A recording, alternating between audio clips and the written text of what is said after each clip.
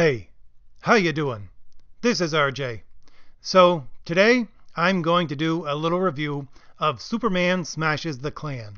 And I'm going to do this for two different reasons. Number one, because I think this is the perfect picture of everything that is wrong with comics today. But it's unique in that it is a very subtle DC everything that is wrong with comics today, as opposed to Marvel's in your face everything that's wrong with comics. And number two, I'm going to do this because I did do a previous video about this comic. When I first heard about it coming out, I did a video talking about what it was possibly going to look like. And I got a whole lot of quote-unquote progressive people in my comments saying that I am a defender of Nazis and the KKK because I saw the possibility of this book going sideways. And in particular, they started to attack my logic and my reasoning, not taking into account the entire premise was I didn't have the book in front of me, so I was talking about the possibility of what it was going to look like. And possibility is an actual logical category. You have universal, you have particular, you have possible, you have impossible. So I want to go over this book and look at exactly what it is. And as always, I'd like to take a couple of steps backward and look at the big picture of what this book is trying to say. So to begin with, let's look at who the audience of this book is supposed to be. Now, if we look at the cover of the book, it says it's for teens. But when we look at the advertising that DC put into this book and put it up on DC Kids and a whole bunch of things around that, we'll notice that it's probably for children that are younger than teens. Also, we have the writer of this book being Gene Yang, and Gene Yang was brought into DC for a very specific purpose. Well, first of all, he was brought in because in current day, you have to have an Asian writer to write other Asian characters, otherwise you're being racist. You know, putting them in that little pen of you can only write Asian people. Yeah, that's not racist at all. But anyway, he was a school teacher. This is what he was. And so I do believe that DC brought him in because they were trying to grab onto, in part, they were trying to grab onto this younger audience, and he had some experience as a teacher with this younger type of audience.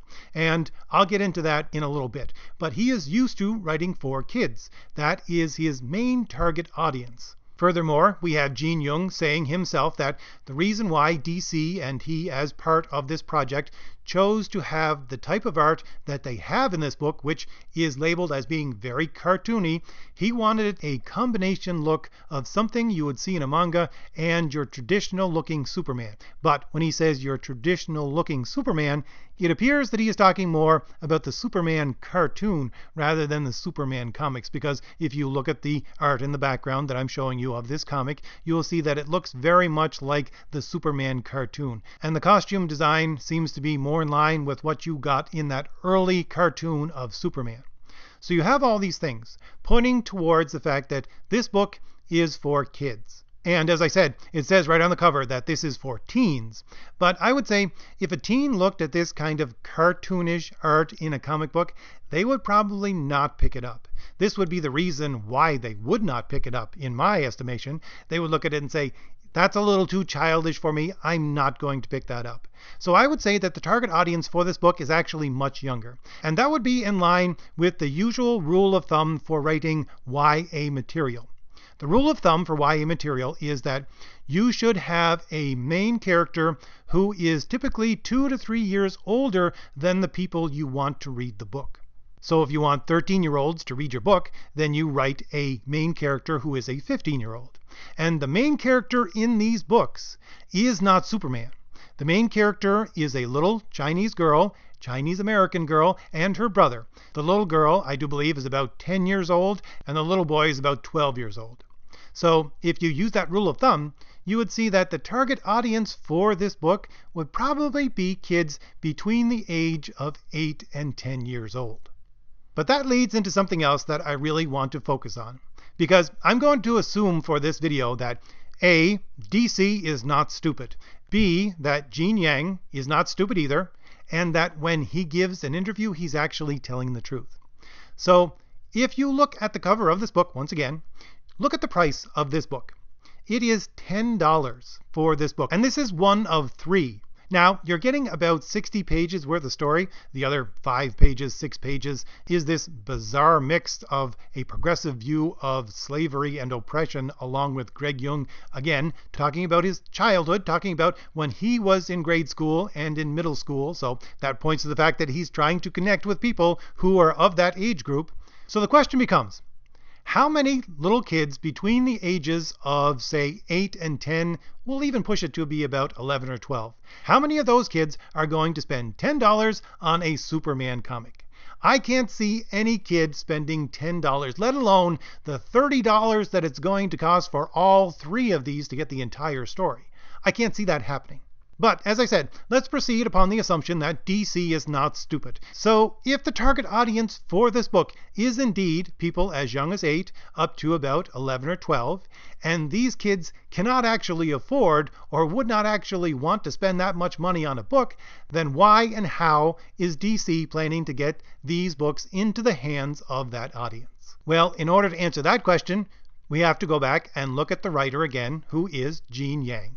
Now, Gene Yang, in my estimation, was specifically chosen because of his experience within the school system, because he's always talking about getting books into the hands of school children. Within the TED Talk that he did, he specifically talks about this. He wants to get graphic novels into the hands of school children. He pushes for that. Also, on his social media, he is very supportive of the people who are saying the exact same thing, that they want to take Superman Smashes the Klan and get it into their classroom. When he goes out and talks about this book, where does he go? Well, he goes to libraries. He does go to bookstores as well, but he's going to a lot of libraries. I don't know how many of these libraries are in actual schools. They may indeed be, but he goes to libraries to try and sell this book. This is the venue where he goes and talks about this book and the other books that he has written. On top of that, he was granted the title of the Library of Congress's National Ambassador for Young People's Literature. So you put all that together, and what do you get? Well, you get the fact that DC is targeting this very young audience, and the way that they're going to get this book into the hands of that very young audience is if schools and libraries buy this book as a trade paperback and put it on their shelves, or put it into the hands of kids. This is specifically how DC intends to get this book out there and into the hands of kids. And I would say this is extremely important, because it is showing the fact that they are trying to take this book and put it into an educational setting. Because if I get into the book itself and I look at the book and the story, what I see there is an argument. They are trying to use this book to put forth an argument. They are trying to educate people, and that flows exactly with your progressive ideology. They don't believe really that there is such a thing as good and evil. They don't believe that people's choices really can be good or evil. They simply believe that the people who don't accept progressivism are ignorant. This is part and parcel of the whole quote-unquote progressive ideology, that people who don't accept what they say are ignorant and need to be educated. So what this book is, it is an argument. It is a way of educating its audience. Now, as I'm always saying, any story really is an argument. It is a rhetorical argument, but it's a rhetorical argument that's trying to convince you of things in the story internally, trying to convince you that this is a good representation of reality, or that because your characters are such and such a mindset, and they talk in this way, then they are of X mentality, and therefore character development will proceed upon this. So all of those arguments are done within the book itself, as part of the story. But if you look at these kinds of progressive books, like this book, Superman Smashes the Klan, on top of all of that, there is another argument. An argument which is supposed to speak directly to the audience, and to change the mind of the audience directly. This is the type of argument that I'm talking about. This is the type of education that I'm talking about. Not something that is meant to be within the story, something that is overlaid on top of the story itself. And again, I would say that the venue, the schools and the libraries that they're trying to push this out into, this is a clear indicator that this is what this book is. It is an argument. It is a piece of education that they need to get out there. Now, what is this argument that they're trying to present? Let's get into the meat of this. Well, I'll say right up front that Gene Yang can actually be a good writer.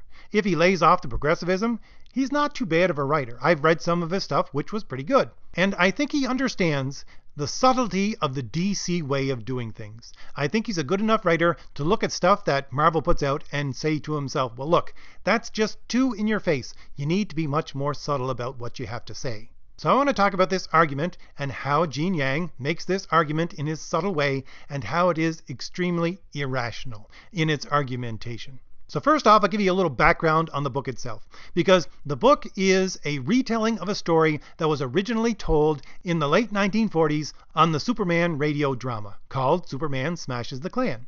And it was, at that time, supposed to be an argument, again, exactly as it is today, I would say, as it is presented today. It was supposed to be an argument to convince people, children in particular, of a very specific thing. Now, what was going on was that by the late 1940s, the Ku Klux Klan was pretty much irrelevant within America, but you had a movie that came out called Birth of a Nation. And this movie was supposed to show the KKK in a very positive light. And it gave the Ku Klux Klan a shot in the arm, and their membership went up. So you had the people over at the Superman radio play saying, okay, we want to fight against this as best we can with our little radio play. And by the way, all this has been well documented because they've actually written books about this radio play as a piece of history that changed America and how it was structured. But to add to that, I would say that the writers of this show probably needed a new generic villain for Superman to beat on because, well, the Nazis were defeated. The war had just ended and the Nazis were defeated. So they needed a new enemy for Superman to smash. So they picked the Klan. They were going to kill two birds with one stone because what they were doing was they wanted to present Superman as the enemy of the Klan because the main audience for this radio play were children. Now, it wasn't entirely children, but their main audience was children. So the whole point was that you would have these little children listening to this radio play, and they would go out and pretend to be Superman. You know, in their living rooms, in their backyards, in the schoolyard, in the playground. They would pretend to be Superman. And playing good guy, bad guy, one guy would be Superman, and the rest of everybody else would have to be your generic villain. And who would this new generic villain be? Well, that would be the Ku Klux Klan. And the reason why they wanted to specifically have this out there was not only to substitute this new generic villain from Nazis to the KKK, but they wanted to impact America in the fact that you would have adults, either the parents of these children or the teachers or other people, looking at these children playing. And these children would be saying, I'm Superman, I'm the good guy, I'm fighting against the KKK. And your parents would be affected in the way that they would say to themselves, hey, look, my kid hates the KKK. Maybe I should not have anything to do with them. So what this argument was originally, it was an appeal to fear. I would say it's an appeal to shame as well, but that's a subsection of appeal to fear. This was an irrational argument called appeal to fear, because what it was doing was showing these parents that, hey, if I keep up this mindset that I support the KKK, well, I'm going to lose the affection of my child who hates the KKK because he loves Superman, and therefore I should give up any notion of these ideas whatsoever. And this is exactly what happened. Now, these people claim that the sharp drop in the KKK and their membership after this came out was due to this Superman radio play and how it affected, again, the children and the adults through these children. So that's your historical background. And when we look at what Gene Yang has talked about when he wants to represent this radio play, he wants to present it as close as he can, as much as possible, to that original radio play. And I would say that he is trying to do the exact same thing that originally the creators of that story were trying to do. He's trying to get this story into the hands of young people so that they can in turn affect the older people who are their parents and their teachers and shame them and guilt them into giving up very specific ideas. Now, it appears from what Gene Yang has said that it's not entirely the KKK that he is against. He's not saying he's for them in any way. But again, he's using them as a placeholder. They could be space aliens for all he cares. They are simply a placeholder for a representation of certain ideas. Because he specifically says he didn't present these members of the Clan of the Fiery Cross, as they're called within the book, as being cookie-cutter villains. He said they had to be much more nuanced than that, and he had to actually show some good sides and some bad sides to them. What he specifically said was, "And while I'm not presenting that ideology as a good thing, I do hope that there is a little bit of humanity in the bad guys in our version." So what he is actually against is the ideas behind these people. It's not the people themselves, and I would say it's not even the organization of the KKK itself either. It's the ideas behind this. This is what he specifically indicates with what I just read. It's the ideology that he's against. And so the argument that he makes is very subtle and goes this way. The book is not actually about Superman. Superman is a secondary character. The main characters of this book are this little boy and this little girl who are Chinese American, the son and daughter of a Chinese immigrant family. Now, what you're supposed to do in this book is to identify with them because they're the main characters. And Gene Yang, by the way, is using his own experience and his own family's experience being a Chinese American child of an immigrant family to inform the writing of this entire thing. So what he wants to do is to get the people who are reading this book to identify with this little boy and very specifically the little girl who's about 10 years old. But of course, you only have 3 issues. How are people going to identify with these characters? Typically, that's not going to happen, especially if you're dealing with children. So the point is that he has Superman identify with these characters. And how does he do that? Well, in his mind, the entire purpose of Superman, the entire reason for Superman being who he is, the hero that he is because he's an immigrant. That's it. It wasn't because he was taught to be a good and virtuous person. It wasn't because of his upbringing or any of his choices. It's because he's an immigrant. He specifically says this over and over again. You even, in this book, have Ma and Pa Kent, who are the good old people who raised him, being portrayed as aliens to him, being portrayed as people who are trying to get away from the idea that he is any kind of immigrant at all, trying to hide those facts from him. So he's portraying Ma and Pa Kent as being, your ugly white people who don't want to think about immigrants, because Superman is an immigrant.